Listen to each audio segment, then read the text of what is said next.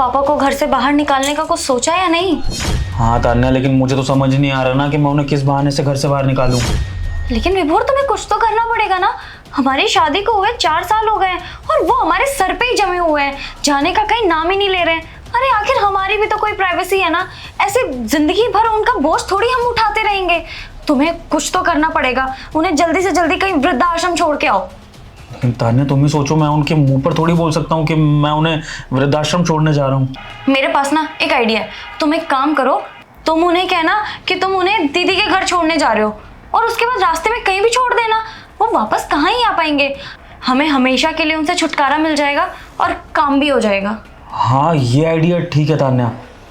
मैं काम करता हूँ, कल ऑफिस जाते हुए ना मैं उनको बोलूँगा कि अपना सामान वगैरह सब रेडी कर लो, मैं आपको दीदी के घर छोड़ने जा रहा हूँ शाम को। तो फिर इस बार मैं वो कर दूंगा जो तुमने मुझे बोला करने को। हाँ, बिल्कुल ऐसे ही करना। पापा, मैं ना ऑफिस जा रहा हूँ, लेकिन शाम को ना मैं जब वापस आऊँगा तो आप अपना बैग वगैरह सब पैक करके रखना, मैं आपको दीदी के घर छोड़ दूंगा। लेकिन अभी 2 दिन पहले ही तो दीदी घर पे आई थी, अब उसके घर में क्यों जाऊंगा? हाँ, लेकिन आपको भी कभी कभी जाना चाहिए ना उनके यहाँ, वो आ गई तो क्यों तान्या, सही कह रहा हूँ ना मैं? हाँ पापा, अब इतना कह रहे हैं तो चले जाओ ना, मिल आओगे, कुछ दिनों की तो बात है। ठीक है, तो मैं आता हूँ शाम को, आप रेडी रहना। बाकी पैकिंग कराने में आपको कोई हेल्प चाहिए तो तान्या आपकी पूरी हेल्प करा देगी, ठीक है ना तान्या? हाँ हाँ, कोई दिक्कत नहीं है, तुम जाओ, मैं पूरी पैकिंग करा दूंगी पापा की। ठीक है पापा, तो मैं चलता हूँ, तान्या आपकी हेल्प करा देगी पैकिंग में, आप प्लीज रेडी रहना शाम को। हाँ पापा चलिए, मैं आपकी पैकिंग करा देती हूँ। चलो बेटे।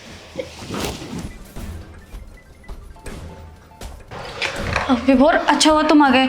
मुझे पापा कहीं नहीं दिख रहे हैं, पता नहीं कहाँ चले गए। पापा नहीं दिख रहे? ये क्या बोल रही हो तुम? पापा, पापा, पापा!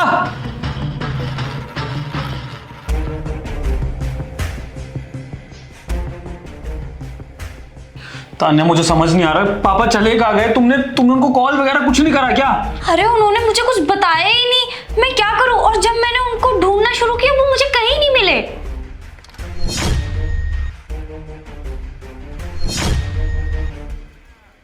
ये चिट्ठी कैसी है?